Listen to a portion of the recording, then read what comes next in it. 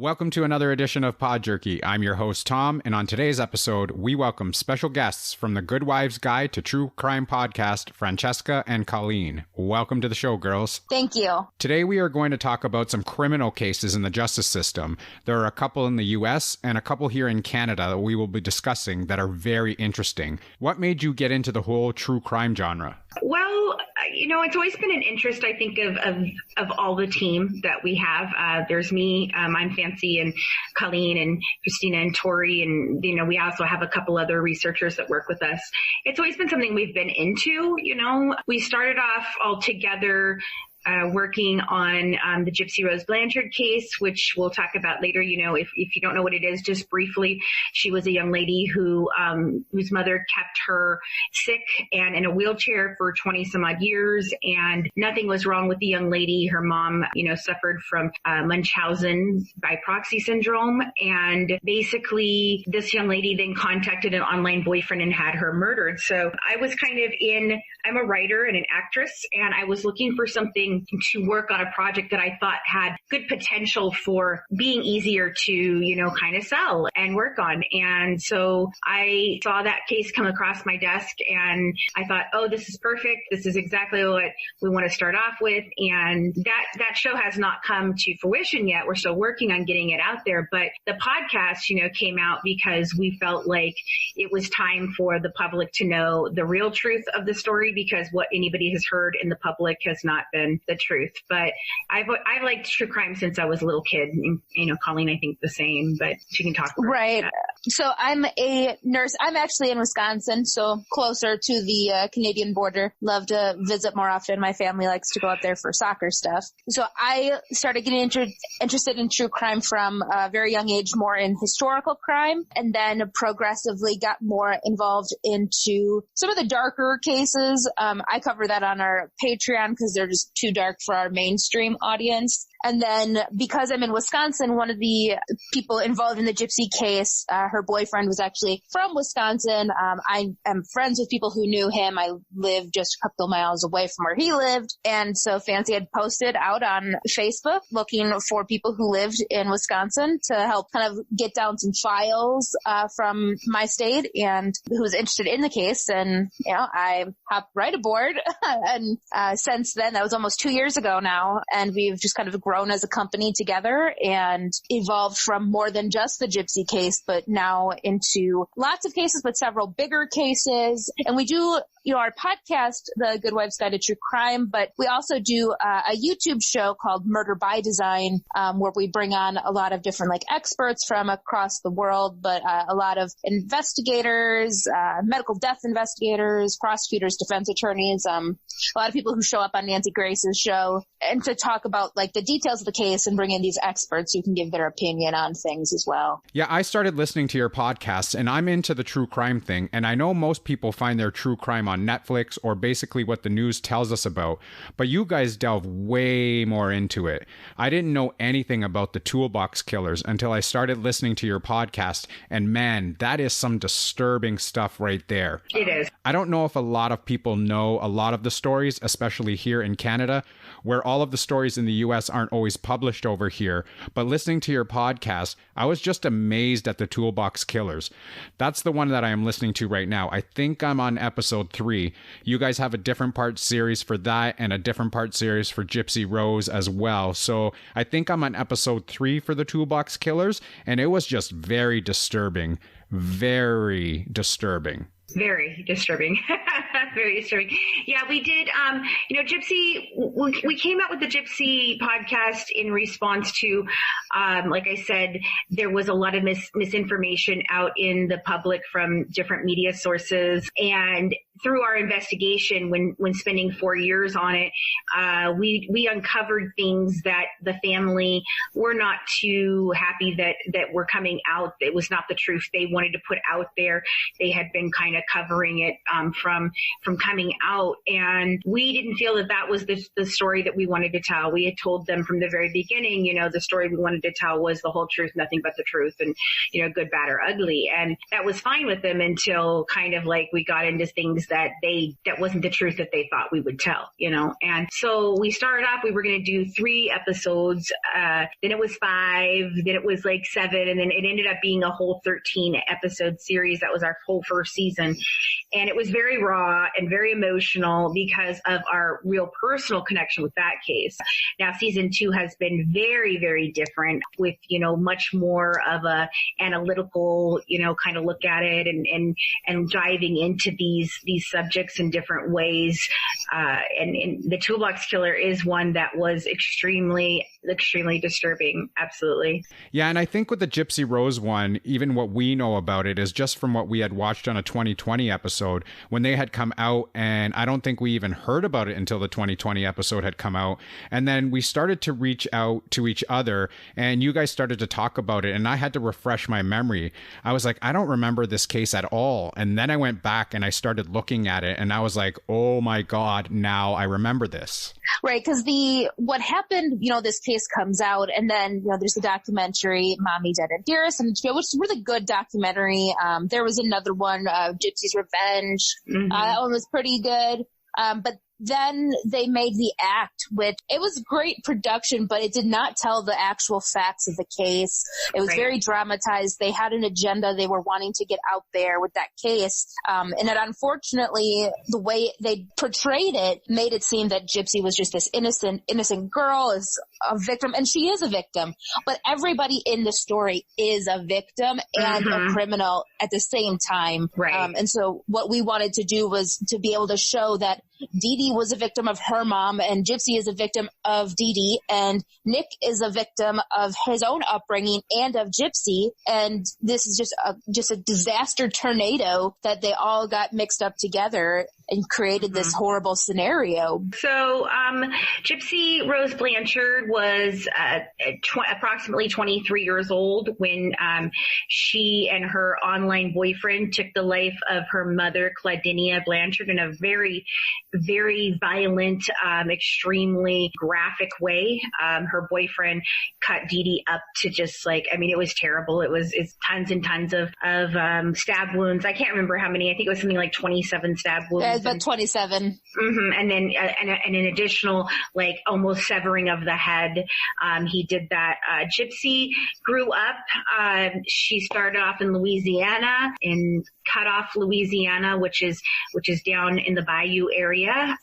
And her mother grew up in a household where she was the baby of a very large family. She was always used to getting her way. She was very sociopathic early on. You could see the tendencies, but instead of, trying to harness that in a good way, her mother really fed into it in a bad way, spawning, what happened here. Dee Dee, from the second that Gypsy was born, was, very adamant that something was wrong with her at 3 months old. She started, saying that she had breathing problems and all these different things.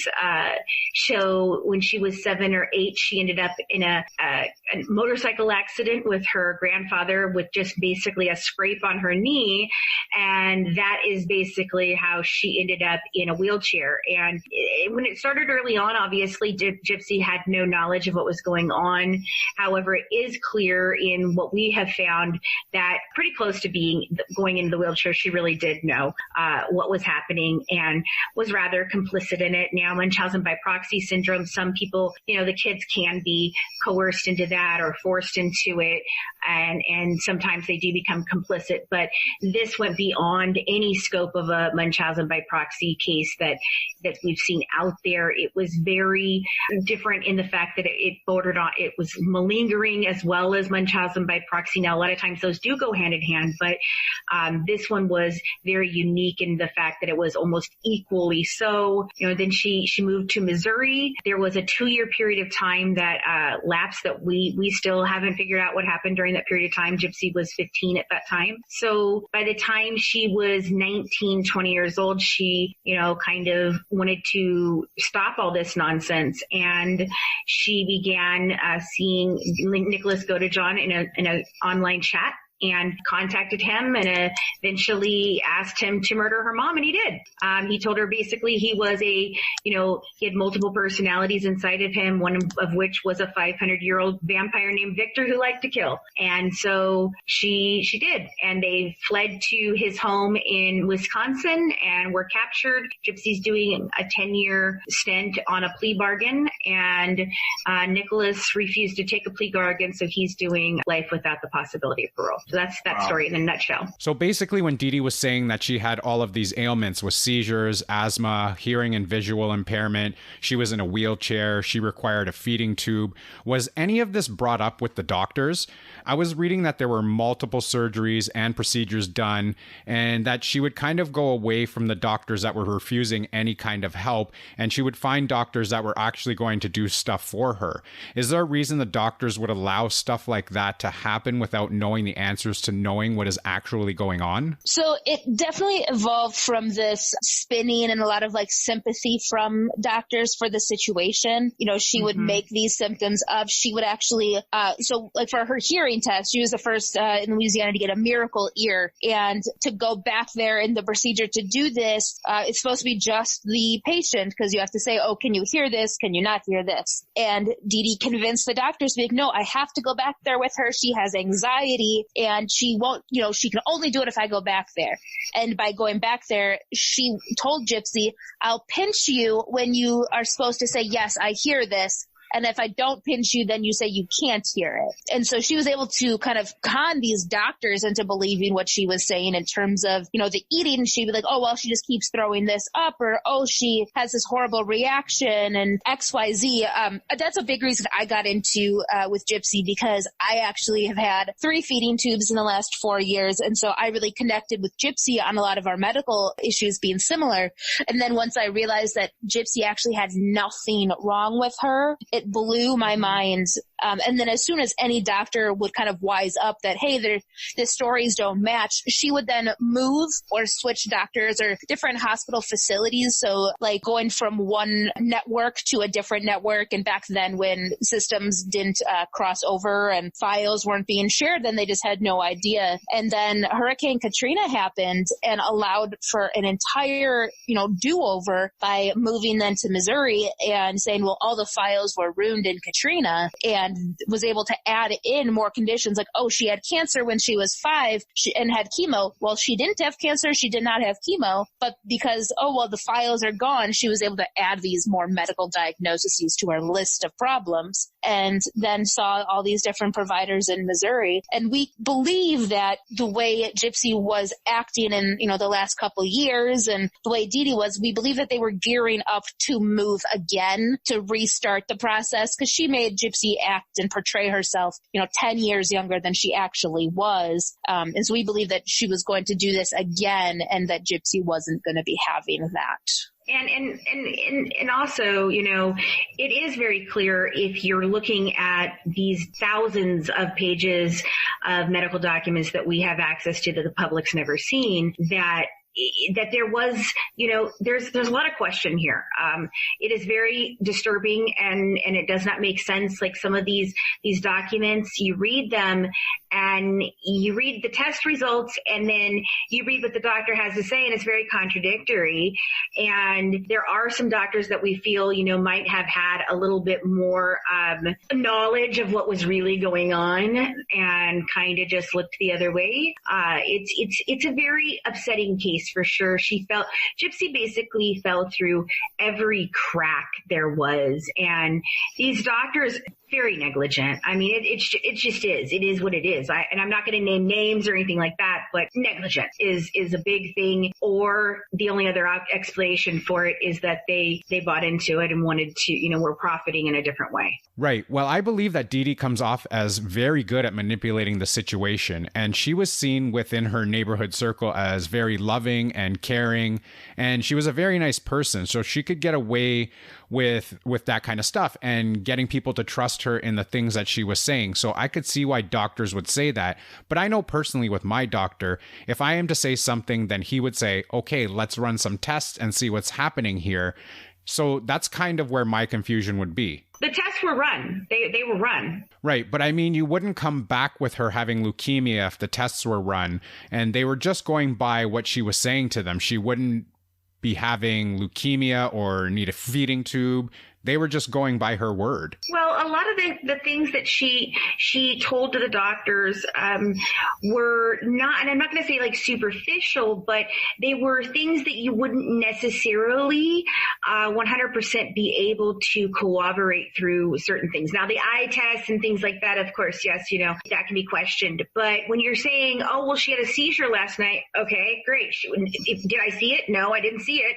Nobody else saw it. There's nobody to say anything different. If you say she's throwing up, like Colleen had said, oh, she's throwing up all the time, she can't keep anything down. They can't verify that, So a lot of those things were that, and on top of that, she was on a cocktail of. I was just about to say that different medications that mimicked some of the exact same, ailments that she was claiming that Gypsy had. Right. So she was on dozens of medications, some that were for GI that could cause constipation or vomiting, some that for seizures that if she took too much, she could look like she was almost in a coma or actively have a seizure if she is deprived of those medications. There's multiple pain medications that can cause GI issues, but also keep you in like this stuporous state and, very unwilling to cooperate, or if somebody's asking her questions, not be able to respond appropriately because she's so drowsy. And there were just dozens of these medications that she would give. So essentially mimic the symptoms of the conditions that she claimed that Gypsy had. And on top of that, Dee Dee herself had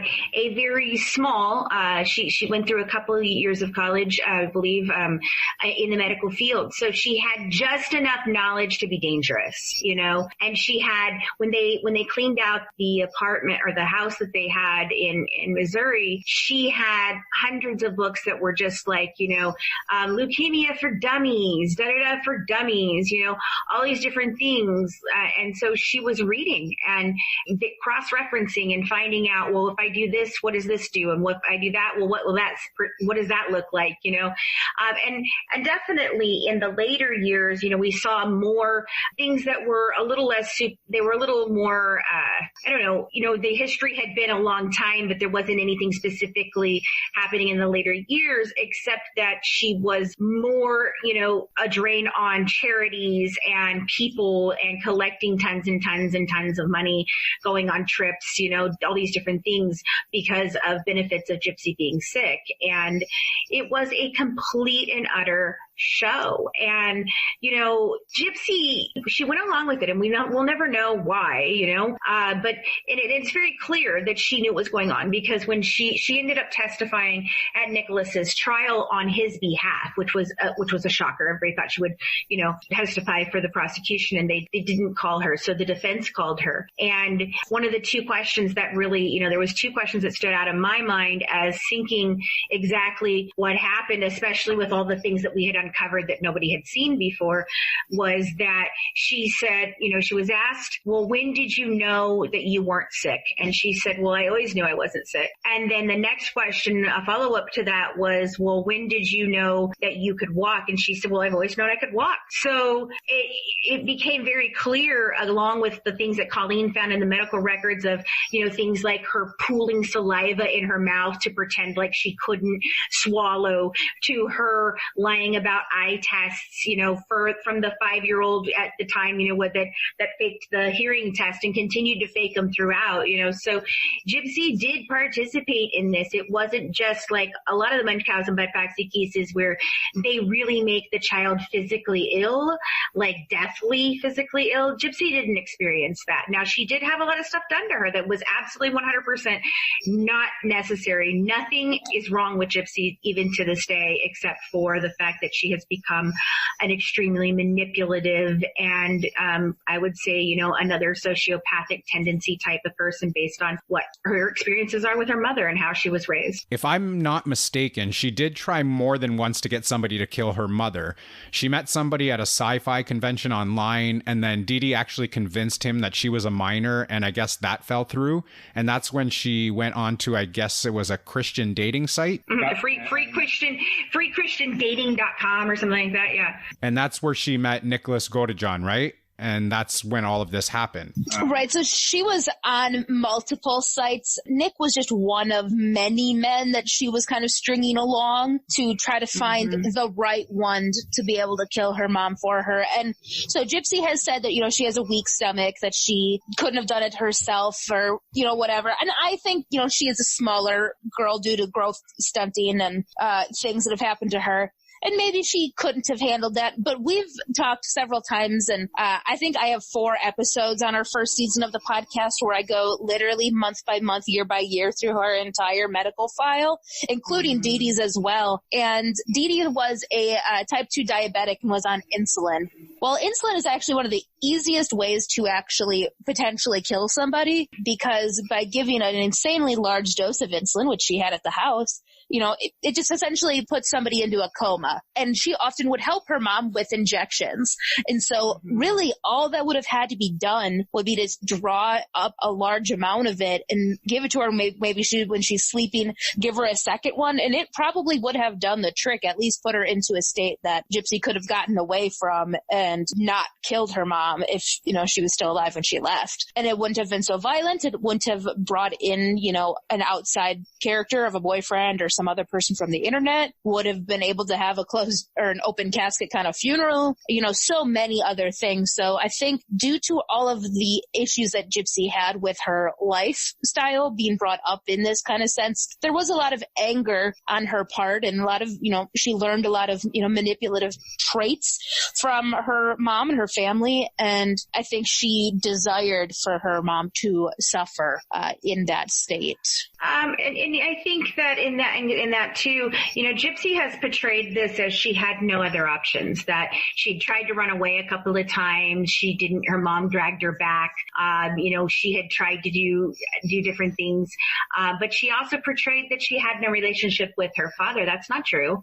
First of all, they didn't leave Louisiana until she was 15 years old, and they lived right there in the same area. Second of all, she had a fake Facebook account, or not fake, but, a secret Facebook account under a different name, that she was in contact with her father. And we didn't find that out and get that information and that actual evidence until we were, quite a bit into investigating this case. That was the first red flag.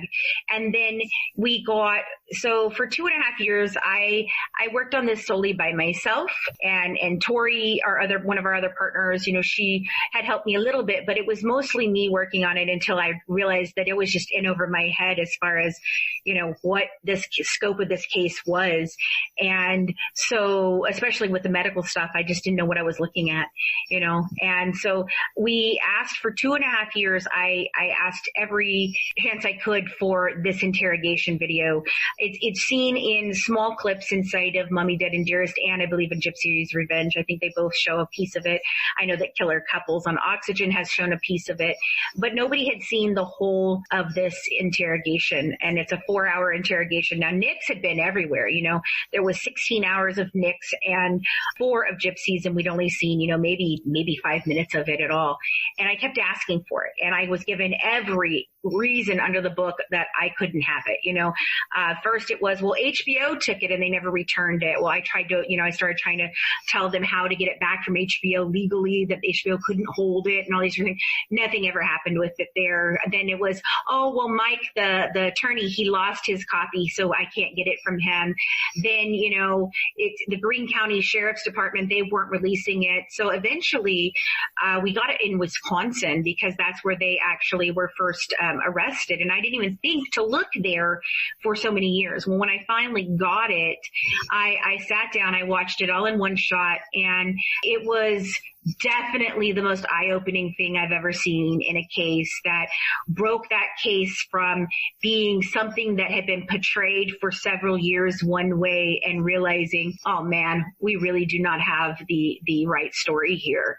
and the ability to see how easily Gypsy could switch from one lie to the next lie to the next lie in this interrogation video was shocking. And when we released that, the family and Gypsy herself turned on us like a dime. It just all of a sudden we were villains, and how dare we? But they didn't care that Nick's had been out there, or that we released Nick's, or any of those things. It was just that we released that because it portrayed Gypsy in an extremely, extremely poor light. So, and you guys have been in contact with the family, correct?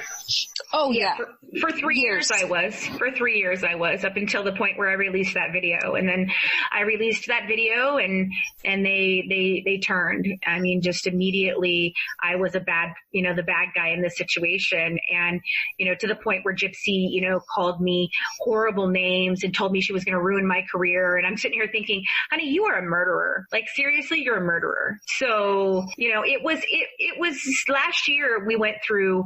This is when we released it, was last year, and we went through probably one of the worst years of all of our lives. We had a group of people that were extremely harassing us and bullying us, and come to find out that was actually facilitated partially by her stepmother. And I thought that her stepmother was one of my closest friends at the time, and didn't even know that was happening, that she had falsely given these items to this other woman that was a scam artist and was making it look like our company was terrible. I mean, it was just hell. We went through hell this last year, all because we released that video. But, I had told them that we were going to do this from the beginning. And so it was a bad situation in the end. But I mean, we've grown a lot since then, and we've learned a lot since then. And I will forever be, indebted to the fact that this is the story that we started off with, because it did make a big splash. And we were able, from our work on that, to really turn this into something very positive for our company and for other true crime cases that we're working on. So. Right. So now you guys have access to a lot of the stuff that the public hasn't gotten to see. And like I said, we're going off of the story that we've been told on 2020, or some of the stuff that we've read online. What is there that you can actually talk about without getting too deep into it? Because I do want people to go to your podcast or go to your YouTube page and listen to this stuff, because this is very interesting. You guys have a ton of information on it, and I don't want you to give away everything that's on there now so that people tune into your show. So what's some of the stuff that you can actually talk about without giving it away too much? Well, I mean, I can obviously talk about this interrogation video, which was one of the big things that we ended up with that hadn't been seen by the public. So that is still on our YouTube channel, which is youtube.com/murderbydesign. And you can see all of Nick's interrogation. You can even see the videos of his mom and his stepfather being interviewed as well. So, and her.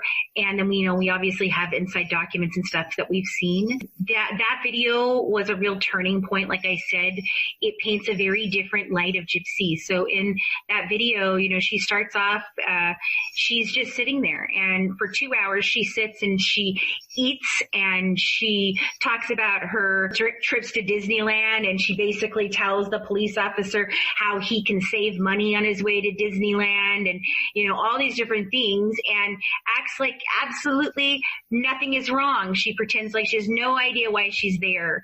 Then the investigators, what they were waiting on was the investigators to come from Missouri to Wisconsin, and those investigators got there, and the gentleman comes in, and he's talking to her, and it's just, the first lie was, well, I don't know what I'm here for. And he tells her, your mother has passed away, and she acts like she is shocked. She acts like she doesn't know why. Did she have a heart attack? Did she take her life because I left? I shouldn't have left her, and he basically tells her, no, I know that your mom is dead. And so then, she tries to tell him she doesn't know for about another hour. And then, at the 3-hour mark, it's when it really takes this really crazy turn, in that it's where he suggests that maybe Nicholas Godejohn had done something, or did something. And basically then she throws the whole boatload and throws him under the bus, and basically blames it all on him. And our theory is that was her backup plan. First she didn't think they'd get caught. Second, she thought, well, if I do, I'll just throw it all on Nick. She didn't think that they had the ability to pull cell phone records that they had deleted and things like that. So then in the shocking turn of events, he walks out, she tells this whopper of a story about how Nick forced her to do this because he hated her and she was just scared and all these different things, and at this time he's not gotten all the text messages yet. And he walks out of the room, he comes back in just a little bit later and he tells her, I've just talked with Nicholas and I've seen the messages, Gypsy, and I know that you're lying to me. And no, I'm not. And so then he tells her, well, I'm sorry, I can't help you anymore. Walks out the door. She falls down on the ground, begins to start to look underneath as if she's looking under the door and puts her ear to the door. So they come in and they're like, what are you doing? She's like, I don't know. I'm just scared and I don't know what to say. And then he basically tells her, you're going to jail. And she says, well, I can't go to jail. I'm very, very sick. And that's the first time she mentioned that she was sick. And then he closes the door and tells her, well, you're going. And she goes, and immediately right after that, she screams out, I want a lawyer, which in indication that she knew she could have a lawyer the entire time, because if she didn't think that she could, like Nicholas never asked for a lawyer because Nick didn't know that was something he could do. He wasn't versed in that like that, but she knew obviously because she did. And if she knew at that point that she could get a lawyer, then she knew from the jump she could have had a lawyer. And basically she just didn't think she needed one. She thought she would talk her way out of it and manipulate her way out of it like she had been taught to do by her mother. So that's one big thing. And then another thing that we have on our exclusively, and this is an exclusive to us only, no one else has this on our Murder by Design YouTube channel. We have an interview with she was both one of the first responders and a jail guard at the Greene County Jail that Gypsy was, held in. And the stories that she has to share about Gypsy are just chilling to the bone. And you really begin to see that she is not this sweet, America's sweetheart murderer, which is what we entitled our, the series, that season, but, that she is very calculating and manipulative, and she puts on a big old show to get the things that she thinks she wants to get, and she almost got this woman fired on purpose. And the woman had done nothing. She just mentioned that she had been at a Comic-Con event and so Gypsy ran up to her and was like, oh, I love Comic-Cons. I go to all kinds of Comic-Cons, blah, blah, blah, blah, blah. And the Officer Hughes said, well, yeah, I know that, Gypsy. I know. And kind of shrugged her off. And so she ran off.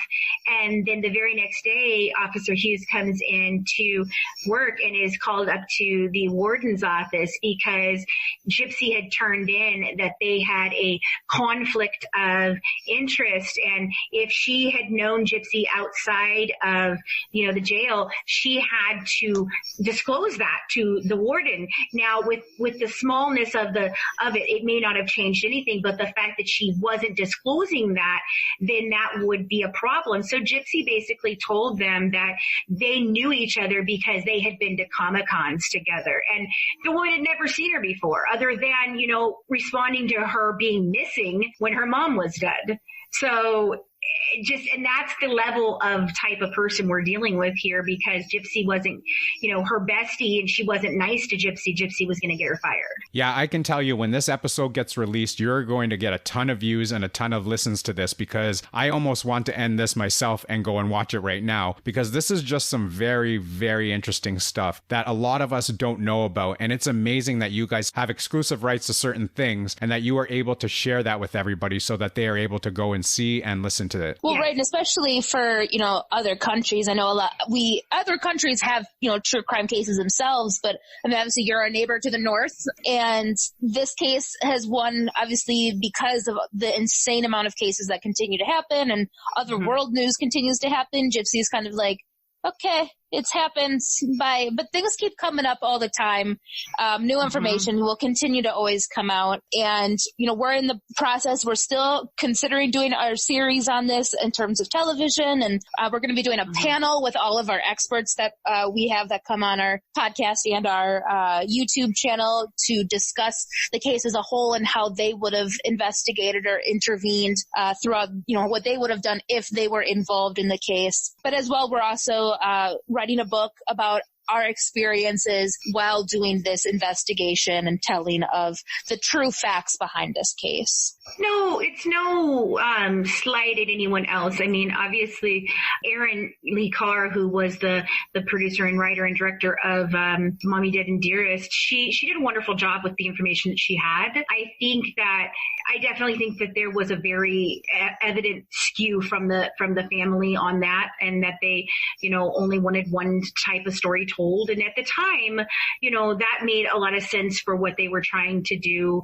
They were trying to bring awareness to it and things like that. So I think that Erin did an amazing job with what she did, but she didn't spend the amount of time that we did with it and have the information that we got. We worked for 2 solid years on getting all the medical records, and we have medical records that the family hasn't even ever seen before because they came directly to us.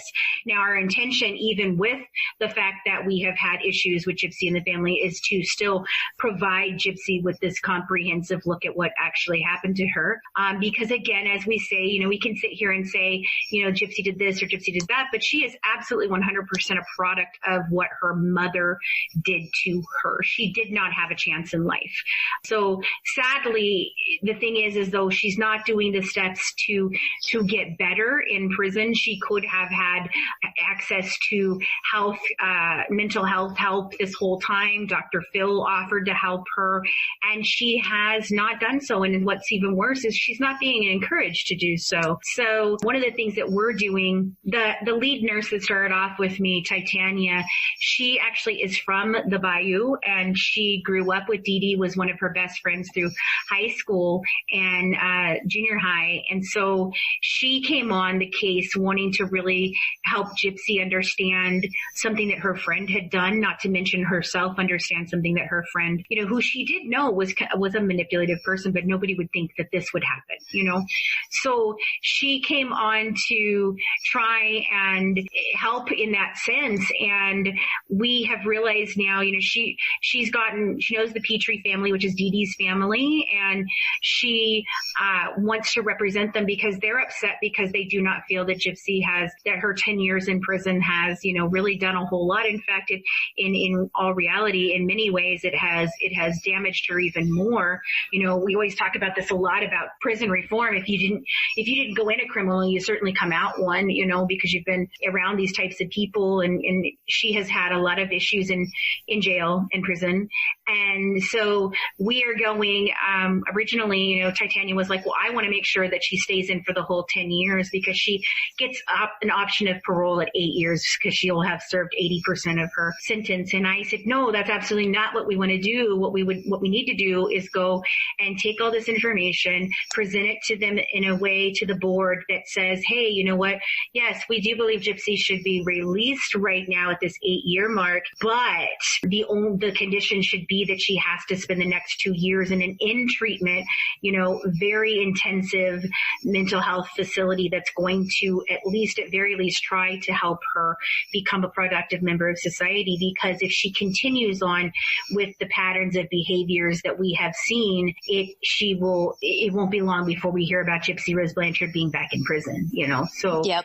And I'm not saying that she would go on to kill someone else, but con jobs or manipulation or stealing or things like that would be things that she just doesn't have the moral compass for. And the mental health, she is a very damaged individual who needs a lot of intensive help, and she doesn't believe she does. Okay, are there any last things that you want to say about this case? Because you guys have given me more than enough information, and I don't want to spoil anything because I really do want everyone to go and check out your podcast. Well, we have our first season of our podcast, A Good Wife's Guide to True Crime. It's on all major podcast podcast players, iHeartRadio, Pandora, Apple, XYZ. And it's, I believe, a 13 episode podcast. Each of the episodes is about 2 hours. So it's a long podcast, but we really bring you all of the available information and never before heard or seen information anywhere. And just if you are listening to it and then are interested in what we do now,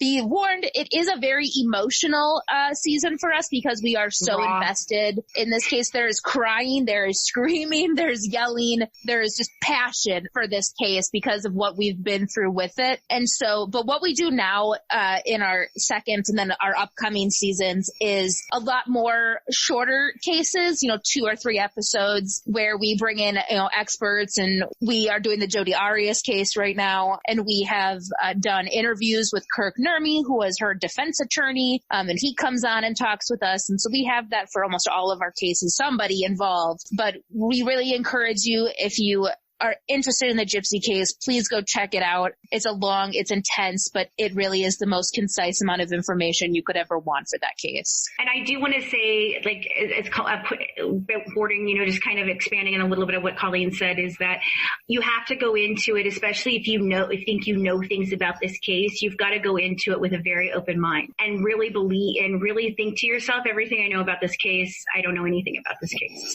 Because truthfully, it is such a layered and littered and insanely twisted and very, very deep case on so many levels that if you go in and you think, oh, the act was truthful, which I did a series with In Touch Weekly magazine online. I did an 8-part series with them debunking basically every episode of the act, basically telling people, hey, this is what was really real in that episode, and this is what was really wrong in that episode. And then so our podcast goes in further detail with that, and then our YouTube channel with all the extra bonus things like the interrogations and the interview with the jailer and all that really gives you a completely different picture. So you have to go in really thinking, I know nothing about this case, and nothing that I've seen has even scratched the surface of what this case really is. Because everything you think you know is not what it seems. Not what it seems. And I think Sheriff Arnett said it best, when he did the first press conference on this, was that nothing in this case is as it seems. And that is the most honest truth about this specific case. And just when you think you may have it figured out and you're like, oh, well, it's this or it's that. Nope. Next week it'll be totally different and you'll be raging, and you feel that from us in these episodes. One week, it seems like we're very pro Gypsy. The next week it seems like we're really, against her. And we go through this because we struggled. We really, really struggled. It was heartbreaking for us when we received that interrogation video and then started putting the pieces together of what else we had uncovered, and realizing what had actually transpired. So you guys are going to want to take that roller coaster ride, and I do mean roller coaster ride. Well, I want to thank you ladies for giving me so many more hours of reading material and watching videos, because now I have to go through all of this because it's in my head and now I want to know everything about it. So thanks for that. I appreciate that. No problem. Okay, so maybe we are going to get into a couple other cases that my Canadian listeners here may have a little bit more of an interest in, and I'm not sure how big of cases they became in the US, but we have the Ken and Barbie killers. And for those of you that don't know who that is, and this happened about 27 years ago, and I don't remember them being dubbed the Ken and Barbie killers. We remember them as Paul Bernardo and Karla Homolka. So we actually even did a little case on this on our podcast, because honestly, we had heard about the case before. Obviously, it's in our realm, our wheelhouse of true crime, but we watched the Luka Magnotta Don't F with Cats Netflix special, which was wonderfully done. And then it brought up Karla Homolka and that she was dating Luka Magnotta, which was just a fabricated lie by him. And then we were like, well, we have to know who are these Ken and Barbie killers? And then learning how twisted, and not just he was in, raping and killing these girls, but how she was as well, including her own sister. Right. Yeah. Well, he started off as a Scarborough Rapist, and Scarborough may be about 20 minutes away from where I live. And it was 20 minutes away from where I grew up. I'm actually east of Scarborough now. I used to be west of Scarborough. It was 20 minutes each way, and he was dubbed the Scarborough Rapist, and that's where it all started for him until he met Karla Homolka. Right. He hadn't taken a life until he met Karla. Right. And, I knew about this case many, many years ago when it first broke. I'm obviously much older than Colleen. I'm 45. Colleen's in her, 25. She'll be 26 soon. So I had heard about this case when it happened, but I didn't realize it was this case until we started getting into talking about it, and we were writing the outline for the episode that we were going to do. And we started off doing it on our radio show, and then I think it's on our YouTube, actually, not our podcast. It's on our YouTube. And I didn't realize it was this case until we started getting into it. And then I was like, oh my God, it is this case, And so I had heard about it as the one where she basically, she took her sister's life and she helped him kill her sister. And that was what stuck in my mind. Well, then when I started seeing about the Scarborough Rapist and how this all really started, this is a very twisted story. And these are two very, very scary people. And then to think about the fact that this woman is out now and has her own children is frightening to me. Yeah, because our justice system is very, very different from yours. When you say life in the U.S., you're going to jail for life. And here it is 25 years. Right. They can add more years onto it. And we'll get into that with the Luka Magnotta one because he had different charges filed against him as well. But Karla Homolka, she actually was pretty smart about it because I think what they wanted was Paul Bernardo first, and they wanted him behind bars. So Karla Homolka did her plea deal, and she was able to get a lesser sentence based on giving up information about Paul Bernardo. And they got the man that they wanted to get because he had done so many other things as well, and he still maintains his innocence in the murders up until today. He talks about he was actually a part of the assaults, but he had nothing to do with the murders. It was all Karla Homolka. But unfortunately, she got to speak first and got her plea deal done and got herself out of jail and Paul into it. Now she's out. She goes by a new name. It's almost like nothing ever happened with her case, and she is very vilified here. She is a hated woman in Canada. Oh, I'm 100% sure of that. When seeing in the Luka Magnotta thing, that why is anybody wanting to be even associated with this woman who helped, commit sexual assault, rape, and murder on, many, many young girls? Why would you even want to associate yourself with her? And I guess for him it was, well, she's a bigger name and then people will pay attention to me. But it's so sick. To me, I think when we were doing that case, the biggest gut punch was her sister. Like, it's all gut punching, but that she was involved in the assault and murder of her sister was way, way too much for me to stomach.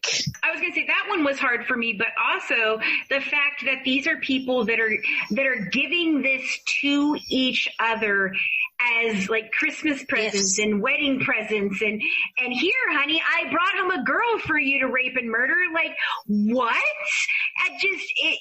The unconscionability of that and how just human life mattered absolutely nothing to them.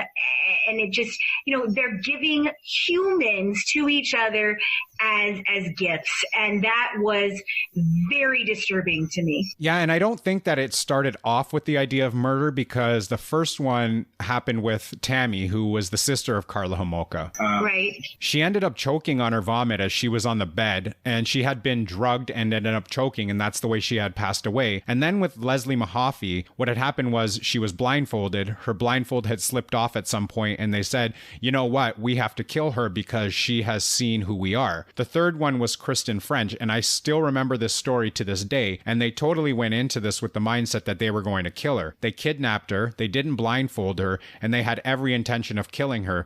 So each case just kind of progressed more and more as they went along, and fortunately they were caught and everything was taken care of, and Paul Bernardo is sitting in jail right now. Karla Homolka is out on a free education and has her own family now. It's disgusting. It is disgusting, but it isn't something that we don't see a lot of. So I mean, even serial killers, serial rapists, we do see a progression like that of something starts off as one thing and it really kind of spirals into something else. We've seen that in the case of the Golden State Killer, who was just recently arraigned and pled out to a huge, insane plea deal here in the United States to something of 161 counts of rape, murder, and burglary. He started off as breaking into people's homes, then he progressed to raping these women, and I say this all the time. It's one of my things that I say. It's like kind of in a catch, like a hold my beer kind of situation. The police and the media made the mistake of saying that he had never broken into or raped a woman that had a man in the home. And so the very next thing he did was break in, and there was a man in the home, and that's when he kind of became the Golden State Killer, instead of the East Area Rapist. And that case is the same thing, but we see this progression, and it's, people talk about it on like CSI and Criminal Minds and like a de-evolutionization of a killer. And yes, that happens, but it's not in the way that it's necessarily portrayed on TV. A lot of times we see them evolve first, and then there's this de-evolving.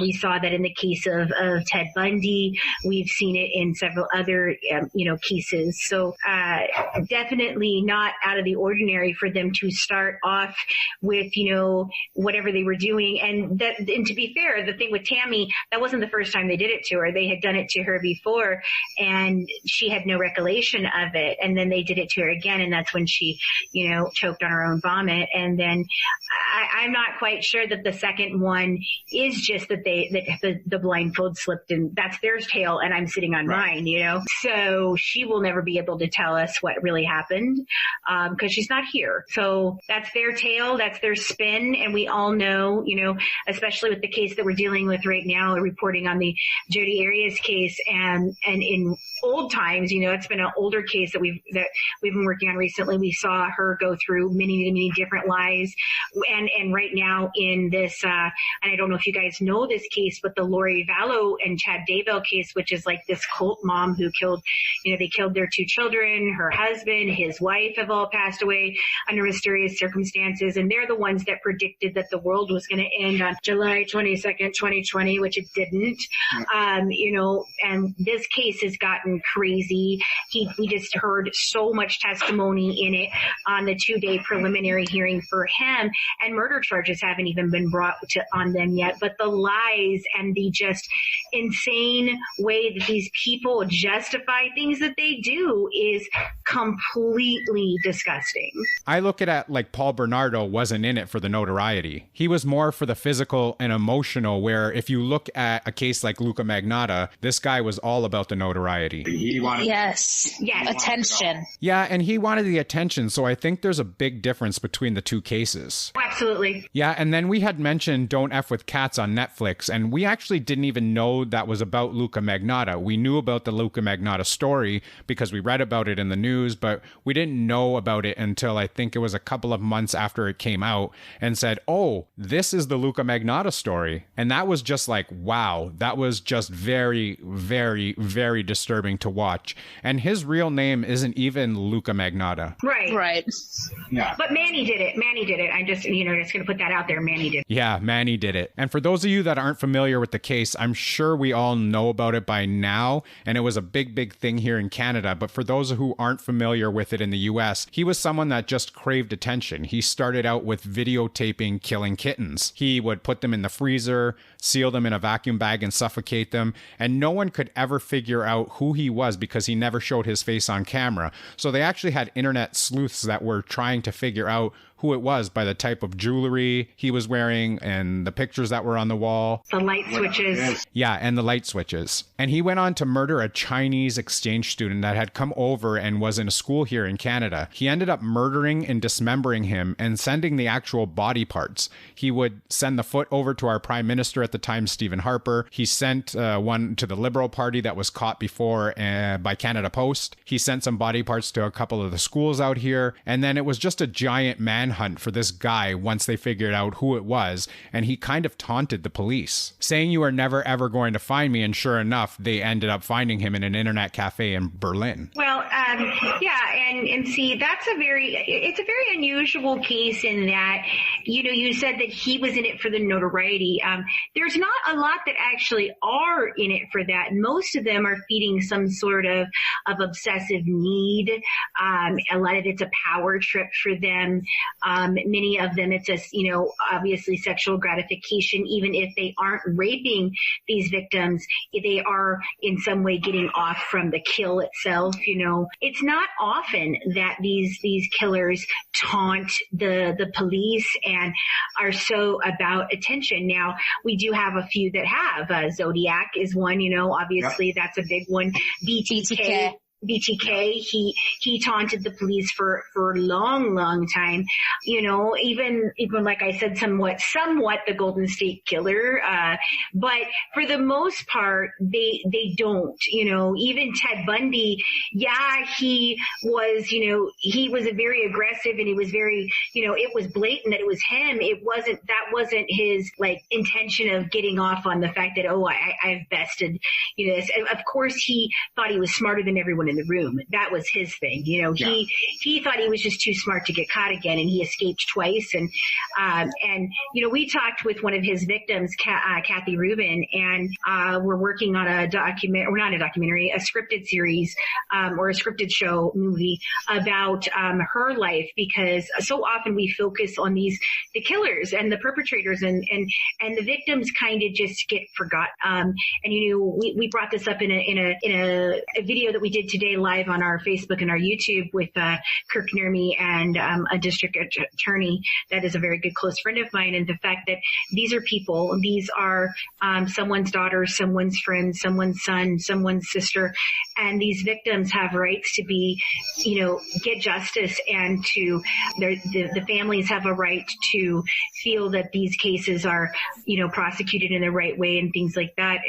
And so you have to remember that. And when we're telling these stories, again, like I said, we so often focus on, the killer because it's very sensationalized. And that's one of the things that we try to not do is we try to focus on these victims and the actual backstory. That's why it's murder by design, because I don't believe that anybody is really born just evil.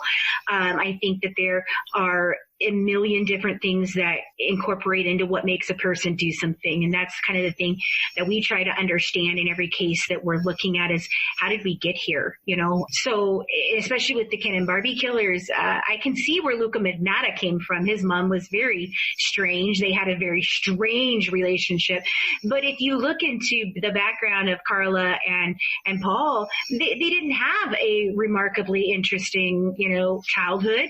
It wasn't like, just like with Jodi Arias, there wasn't like this amount of huge abuse or anything like that. They just were twisted. And, it's an interesting thought process to figure out how did they get there?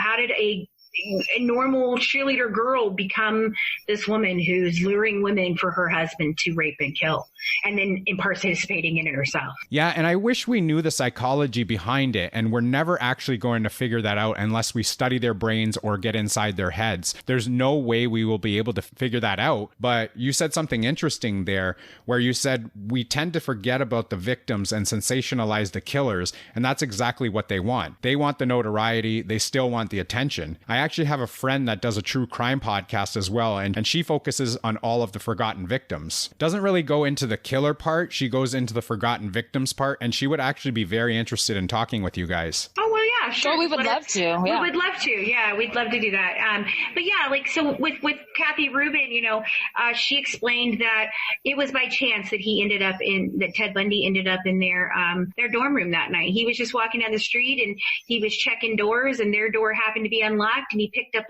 a log that was out in the backyard and went in and beat 4 women senseless, and 2 survived and 2 didn't. And she was one of the survivors. And so when we approached her, I wanted to learn her story as a victim, not as, as Ted Bundy. I didn't want it to be another Ted Bundy story. I wanted it to really be about Kathy. And the more that we've learned about her as a person, she's incredible. What she has experienced and what she has done. And it's called, so the working title that we have right now is called Surviving Bundy, because that is what she did. She overcame. She did not allow him to take a second from her life, from the moment that she left that hospital and recovered to the now as she's living now.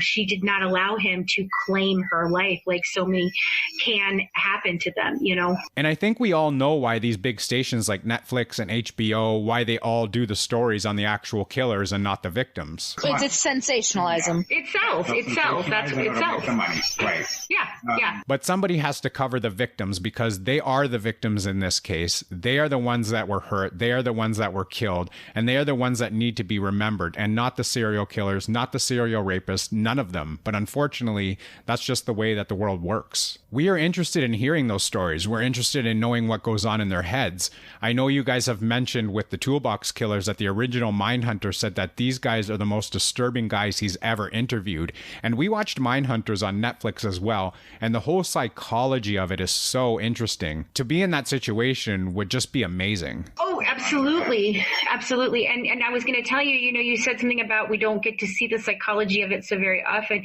However, John Douglas, who is the original Mindhunter and who is the idea of who that is based off of, he's written many books. Well, the last one that I read, which was phenomenal, I dived into this. I listened to it on audio. Now, I'm not the type of person to listen to audiobooks.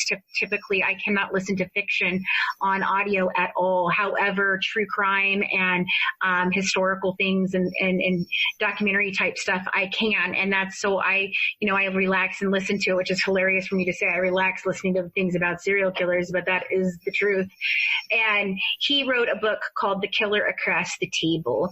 And it is amazing. It is his latest book, and I'm not getting anything for promoting this or anything. It's just that I read it, or rather listened to it, and it was so interesting because what he does is he does talk about going in and speaking to some of these prolific killers and he, his whole thing is trying to get inside their mind and understand them and what was going through their heads. Like one of the guys, I think it's McGowan, he killed a little girl who lived down the street from him. And basically this poor girl, she was just coming to deliver Girl Scout cookies that his mother had bought from her previously.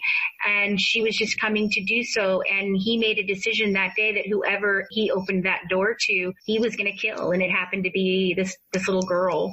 And he gets into that and what the guy was thinking. And then the next case, there's a case where he's talking about a guy who killed not one, but two different families that he was friends with, their child. And what he would go out on the search with them. He was, they were calling him and telling him how upset they were, very close friends. And to be betrayed like that, to know that here's this person who has taken your child's life and yet they're walking arm in arm with you to go look for them is insane. And he really gets into it and explains all of the things that he talked about with them and the justifications that some of these men made.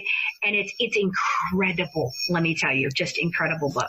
And that's the stuff that interests me in these cases, is the psychology behind it. And everyone wants to know the why they do it. And it's just an answer that for the most part that we are never going to get, because either they're able to walk around it and you aren't able to get answers because they stay silent, or it's because there is a mental health issue that you aren't able to find that out. Well, I did, that's one of the reasons, we go back to the Gypsy Rose Blanchard case.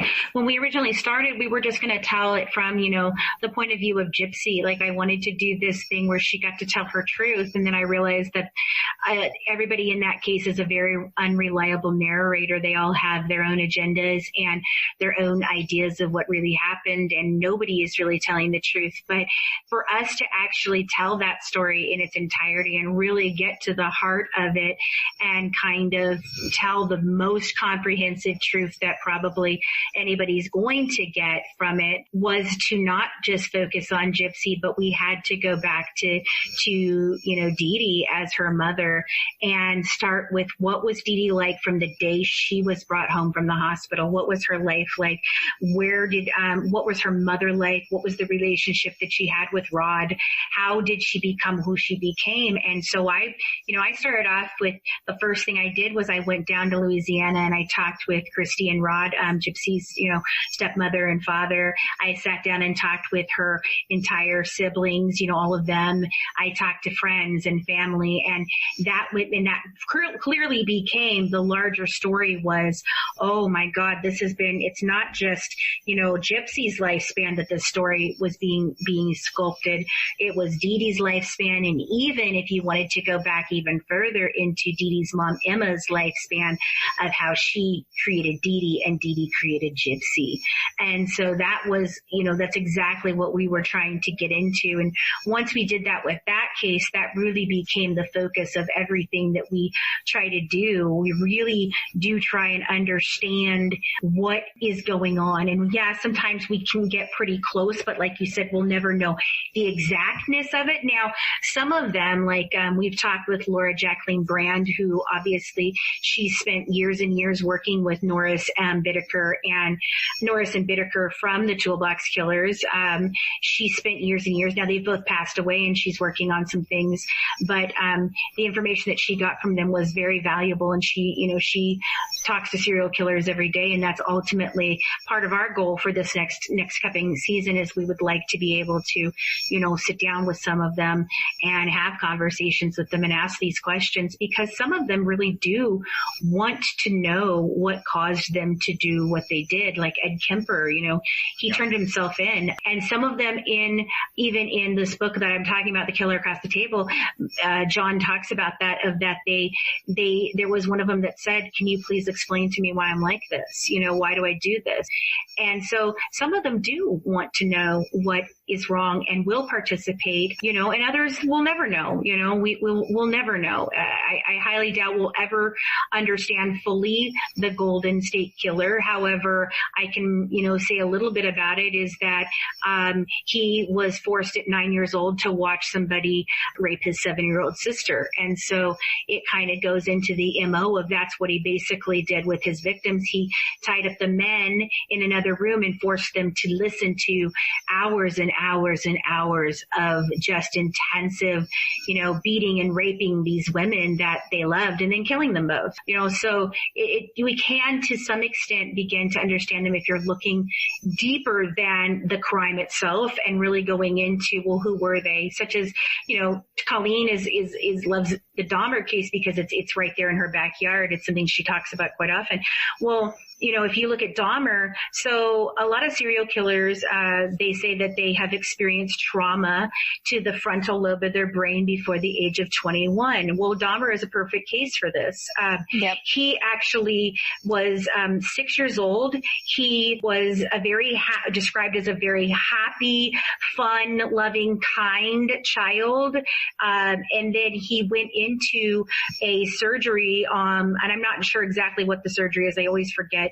But it was something to do with a brain surgery, and came back and he was a completely different kid, totally different. And they said that changed him. He became a much more withdrawn child, very aggressive, things like that, that are indicators of, early indicators of the fact that he was going to end up being, something. And of course, not all sociopaths become people who torture their children or murder people, but some of them are, but others, they go on and they become, CEOs of companies, and they're very successful. So it really all begins with how are these people nurtured, I think a lot, because in Dee Dee's case, especially if her mother had recognized early on some of the very classic signs of her being a sociopath, and she had done things now to help her. Now, back when this was happening, you know, that wasn't even talked about. We didn't talk about mental health back then at all,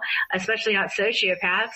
So she could have been a completely different person. But because of the fact that they didn't catch these warning signs, and even with Gypsy, the family knew things were wrong, but nobody did anything. And so it's created this cycle now too with that family is, you know, Dee Dee was clearly a sociopath. Gypsy is definitely exhibiting the same qualities. And so it's a crazy situation, but you do really, if you look deep enough, you can begin to sort of find a narrative and explain most of their, you know, where things began. Now, not necessarily what makes one person who has been abused and beaten and whatever become, you know, a person who goes out and motivationally speaks and the other one goes out and kills people. Right. I don't think we'll know that, you know, but we can see patterns and understand some of the psychology behind it if you look far enough into the case. Well, I think we're going to wrap it up here, but we do want to have you guys back on the show because we could be talking about this all night long. But I would love to have you guys back on, and we can go on about other cases such as Jeffrey Epstein. There are so many to talk about. Oh, we just did the whole Epstein thing this week. We've been talking, and we had one of our homicide detectives on. We had our leading death investigator, Joseph Scott Morgan, on. So that was on Monday, and then just today we did a live on our YouTube channel, Murder by Design. That was we had Kirk Nermi as the defense attorney and my friend Carlos as a prosecuting attorney who weighed in on the Epstein case. So you might want to come and check those out because they were 100%. incredible. Incredible. Yeah. Definitely. And so, we can definitely come back anytime you would like. So yeah, that would be fantastic. Love to have you guys on. That was absolutely amazing. Phenomenal job you guys are doing on your podcast. Please give out your socials right now so people can check you out and get in touch with you if they want to. Sure. So we're on Twitter and Facebook and Instagram at, /True Crime Wives. We also have an additional Facebook that was originally dedicated just to the Gypsy Rose Blanchard case, has become really our platform for Murder by Design over on Facebook, and it's called MBD True Crime. You obviously can find us on our YouTube channel at Murder by Design, and then on patreon.com/True Crime Wives for our membership club and any inside documents, pictures, things that we have. We do additional podcasts because Colleen does a historical podcast once a month inside of there, and we're about to start to do a few more things with that. And then if you just want to go to one place to find kind of everything, you can go to MAD, that's MAD, Ginger, GINGER, like the color of hair, entertainment.com. So that's madgingerentertainment.com. You can find our podcast on there, our YouTube channel, our blog, and the other projects that we're working on that aren't necessarily true crime, because we are a fully fledged, 100% full female run production company on top of all the true crime stuff we do. So you can find it all there. And I'd like to leave you guys with something that is very dear to our hearts that we're working on right now, and that is our #LoveWins campaign. We have started this, and it can, you can enter from Canada as well. We're not really, limiting it to the United States, but what it is a scholarship fund that we started in connection with Cheryl Mack McCollum from the Cold Case Research Institute. And it was in response to a lot of the things that are happening around the globe right now. A lot of it is happening here because of the George Floyd cases and things like that. But we started it as a way to find peace. And the only way that we're going to get through all of these things as even not just a country of ours, but as the world, is by having these meaningful conversations and realizing that you can't fight hate with hate. You have to fight hate with love. So #LoveWins. It's a campaign where we're selling merchandise over on TeePublic, and we will definitely give you a link to that to put in your show notes. But it's shirts, hats, cups, bags, all kinds of different stuff with the logo on it. And a portion of the proceeds from that are going to what we've created as a scholarship fund. So, and we also have a GoFundMe that that we're donating all of the funds raised at the GoFundMe to the foundation. And we're going to pick one, we're hoping to raise about $5,000. If we raise more than that, or it really becomes successful, then we'll continue it and give more scholarships as we can. But we're hoping to at least raise $5,000 and bless one college-age student with a scholarship by entering with a 30-second video telling us how you lead with love and sending that to goodwivesdish@gmail.com and explaining in the email that you send over who you are and your educational goals. So it's something that's very important to us. And, it's something that we feel that we're doing something good in this world and using a platform that, a lot of times is gloomy and dreary and heavy to do something good. Also, if you are interested in, a certain case or a certain topic, or you're interested in what we do, please feel free to send us any questions, comments, anything to our email at goodwivesdish@gmail.com.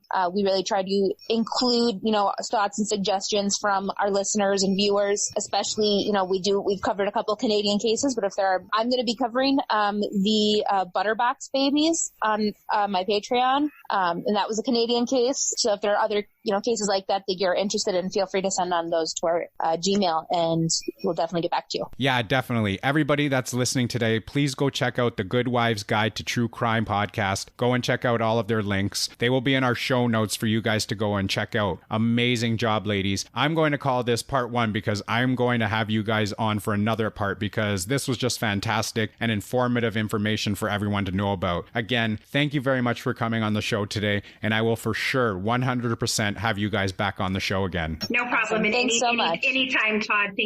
Tom, thank you for having us. Thank you very much. Bye-bye. Here we go now. Play that beat. Hot jerky.